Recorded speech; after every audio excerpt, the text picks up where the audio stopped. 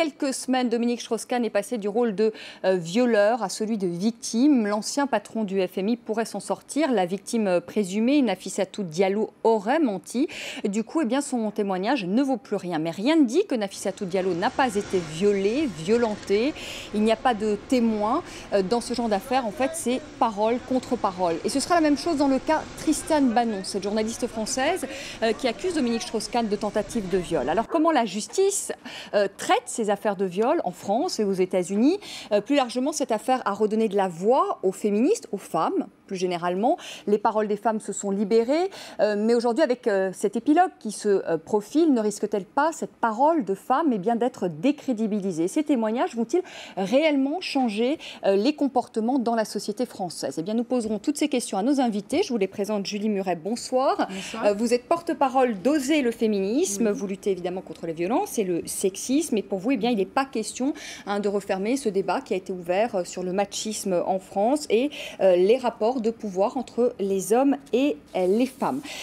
Claude Habib, bonsoir. Claude Habib, vous êtes professeur de littérature à Paris 3, Sorbonne Nouvelle, auteur de La galanterie française, c'est aux éditions Gallimard, et du Consentement amoureux chez Hachette. Et vous dénoncez les méfaits du féminisme qui auraient ruiné les jeux de la séduction. Vous nous en parlerez. Avec nous, maître Fabrice Schmitt, bonsoir.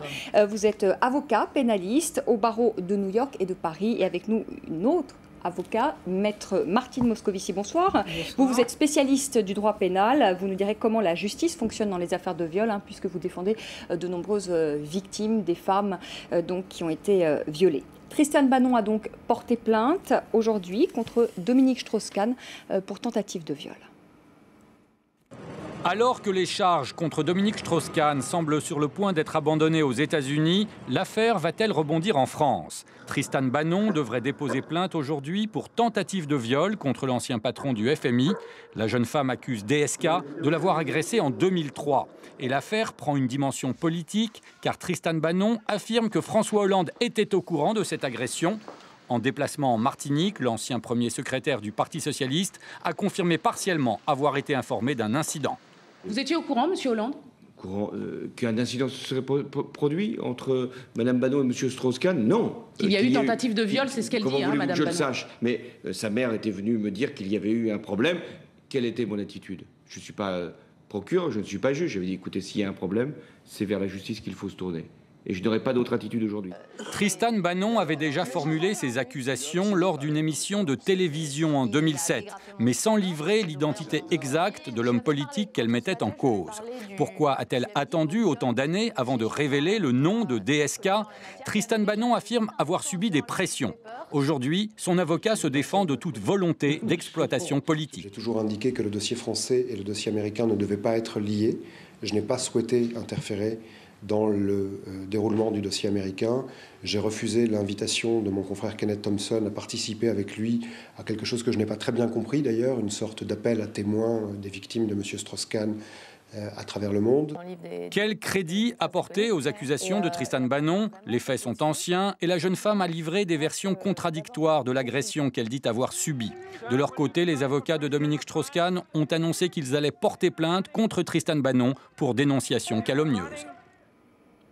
Maître Martine Moscovici, comment la justice française traite les affaires de viol, et notamment quand c'est parole contre parole? Par exemple, dans le cas de Tristane Banon, comment ça va se passer? Bon, déjà, lors d'un viol, 9 fois sur 10, c'est parole contre parole. Le violeur ne va jamais avouer qu'il a violé sa victime. C'est rarissime.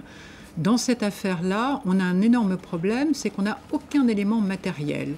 Les éléments matériels, quels sont-ils?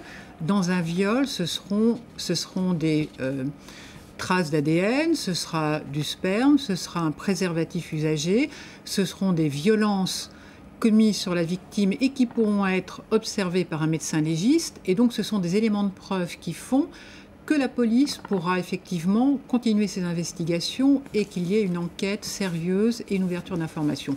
Dans cette affaire, il n'y a aucun élément matériel. C'est vraiment parole contre parole. Alors, les quelques éléments qu'il y a cette jeune femme qui aurait dit lors d'une émission de télévision qu'elle a été qu'elle a été agressée sexuellement par Dominique Strauss-Kahn. Il y a les éléments qu'elle a indiqués à son entourage, à sa mère et à d'autres personnes. Il y a peut-être aussi des confessions qu'elle a faites. Il y a aussi peut-être des éléments qu'elle a donnés à des médecins qui l'ont entendue, qui ont noté qu'elle était dépressive à un moment donné. Donc, ces éléments-là feront peut-être que la balance pourra pencher un peu de son côté. Mais cela va être très dur pour elle, même si je reconnais qu'elle a eu énormément de courage de porter plainte 8 ans après. Maître Fabrice Schmitt, aux États-Unis, le traitement des affaires de viol, est-ce que c'est différent par rapport à la France? C'est un peu différent dans la mesure où vous savez qu'aux États-Unis, et on l'a vu dans le cadre du procès Strauss-Kahn, la preuve est essentielle. On est vraiment dans un régime du droit de la preuve.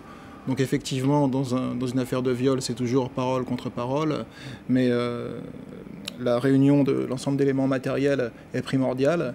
Et pour revenir sur ce que vous indiquiez et faire un parallèle avec le commentaire que vous faisiez en début d'émission, je pense qu'il faut distinguer un cas de flagrance comme celui de l'affaire DSK à New York, où des éléments matériels ont été recueillis, tout du moins ce qu'on en sait, mais il y a probablement des éléments matériels qui ont été recueillis. Ce que disait Maître Moscovici tout à l'heure, l'ADN. Voilà, l'ADN, mais au-delà de ça, probablement un examen gynécologique. Enfin, ce qui a été fait dans le cas de Nafissatou Diallo.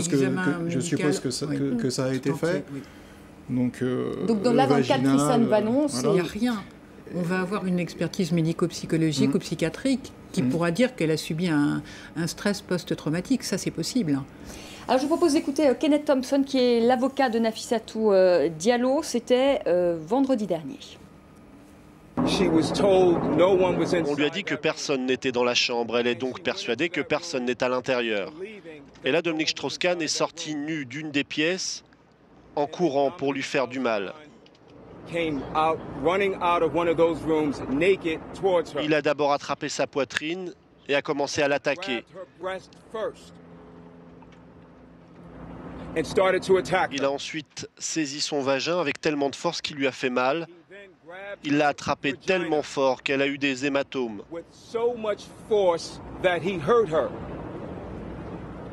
Quand elle s'est rendue à l'hôpital, l'infirmière qui l'a examinée a vu sur son vagin des hématomes causés par les mains de Dominique Strauss-Kahn.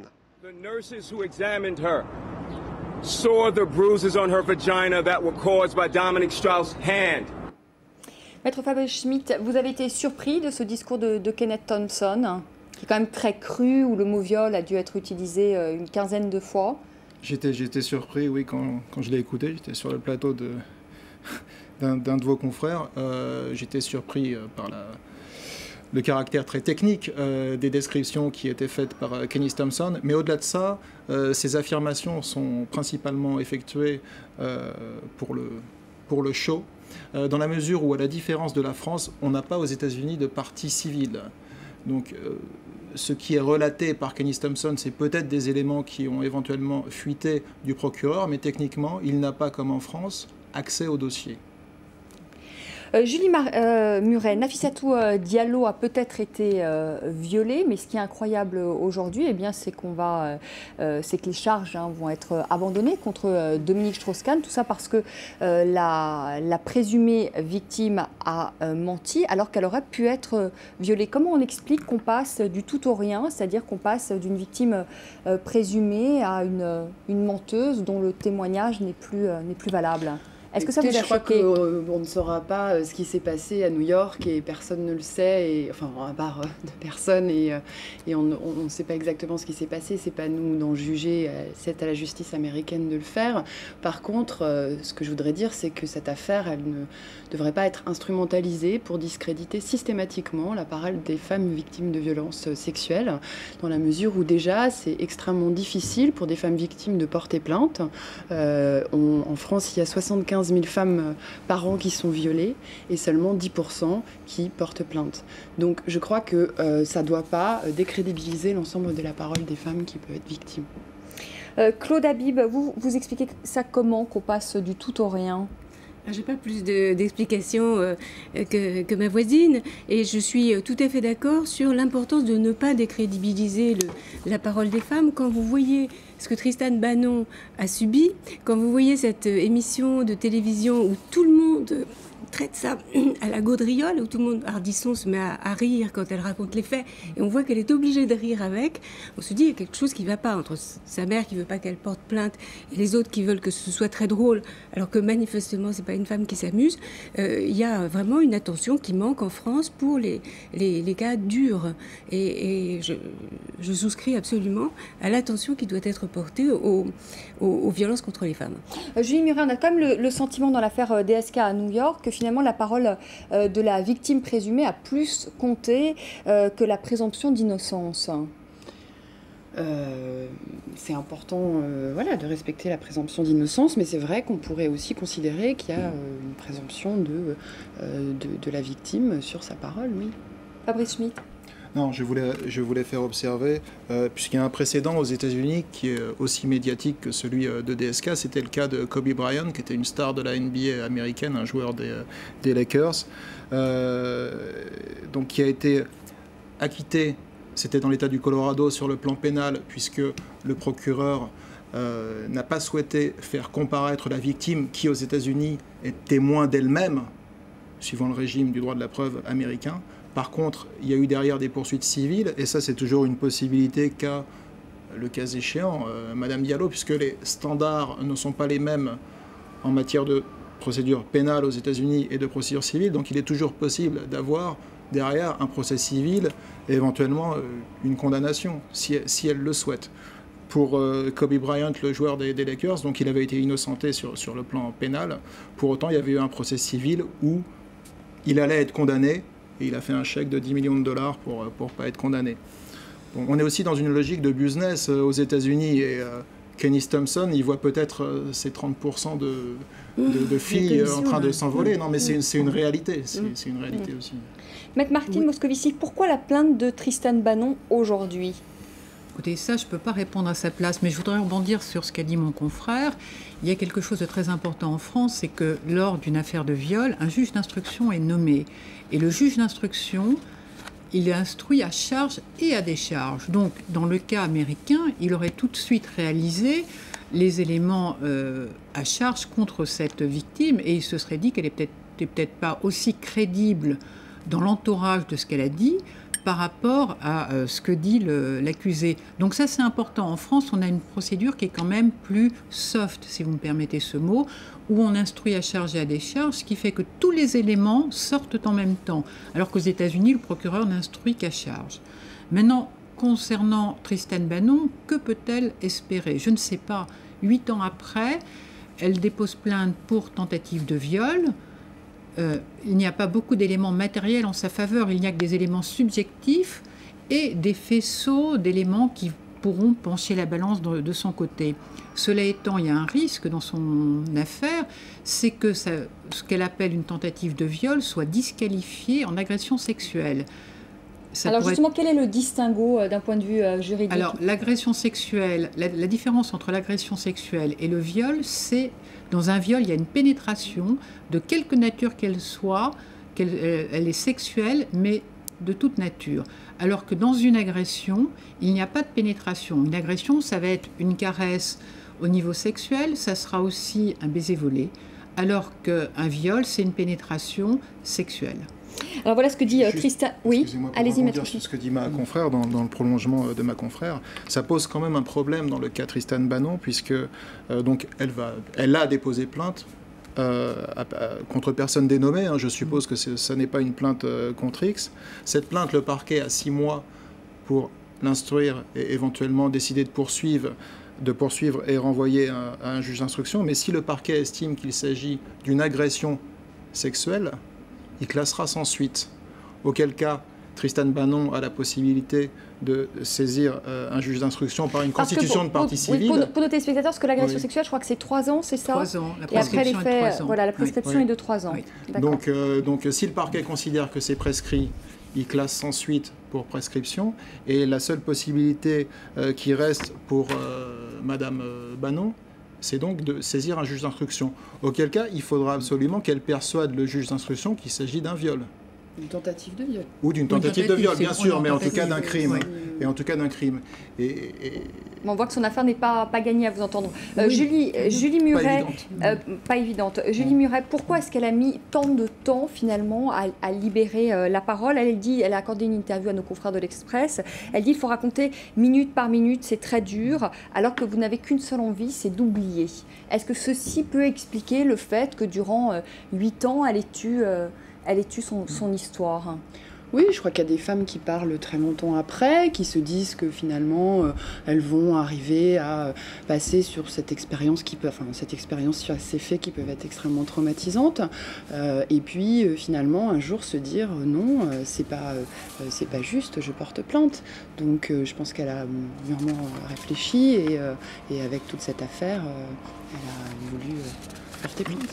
Moi, je voudrais dire quelque chose concernant les victimes, qu'elles soient victimes de viol ou d'agression sexuelle. Je voudrais leur conseiller de porter plainte le plus tôt possible après les faits, parce que dans ce cas-là, la police pourra collecter tous les éléments matériels. C'est très important. Une victime qui porte plainte 3, 4, 5 ans après les faits, au niveau viol, l'affaire n'aboutit malheureusement pas toujours, sauf les affaires d'inceste, où là on a beaucoup moins de problèmes, puisque les victimes peuvent déposer plainte jusqu'à 20 ans après les faits. Et on sait que là, les condamnations arrivent. Mais comment ça se passe justement, Maître Moscovici, quand une femme est victime de viol, elle va dans un commissariat, est-ce que la déposition est prise par une femme, est-ce qu'elle est prise par un homme, est-ce qu'il y a une prise en charge psychologique qui est immédiate, ou est-ce qu'on laisse finalement ces femmes, vous avez l'air de soulever, vous n'avez pas l'air d'accord, Maître Schmitt, voilà, est-ce qu'il y a une prise en charge psychologique qui pousse finalement ces femmes à raconter ce qui s'est passé? Ce qui se passe quand elles sont accueillies dans un commissariat, il faut savoir qu'il y a une grosse entreprise d'information au niveau des commissariats et des gendarmeries, et qu'il y a toujours un référent dans un commissariat pour accueillir une victime de viol. Le plus souvent, ce sera une femme. Bon, Paris, région parisienne et les grandes villes, il n'y a aucun souci, ce sont des femmes qui recueillent les dépositions des femmes et qui sont formées pour ça. Maintenant, il y a quelque chose de très bien aussi à Paris. Il y a des psychologues, hommes ou femmes, qui sont dans les commissariats à la disposition des victimes. Et ce qui fait que pendant leur déposition, elles peuvent être soutenues ou juste après. Donc, elles ne sont pas laissées dans la nature. Je parle des grandes villes et particulièrement Paris. Et ça, c'est bien parce que la femme qui vient déposer plainte, elle a le courage de déposer plainte. Et ce n'est pas facile. Et vous l'avez dit, souvent, elles veulent oublier et passer à autre chose. Mais avant de passer à autre chose, et pour passer à autre chose, il faut avoir quitté ce statut de victime et avoir fait le chemin qui arrive jusqu'au procès. Et ça, c'est important pour elles, pour après reprendre leur vie. Très rapidement, Maître Schmitt... L'idéal étant que l'examen gynécologique ait aussi lieu le plus vite possible. En théorie, il faudrait ne pas se doucher et aller faire l'examen le plus vite possible. Souvent, les femmes n'ont qu'une envie, c'est prendre une douche et se débarrasser des vêtements. Voilà.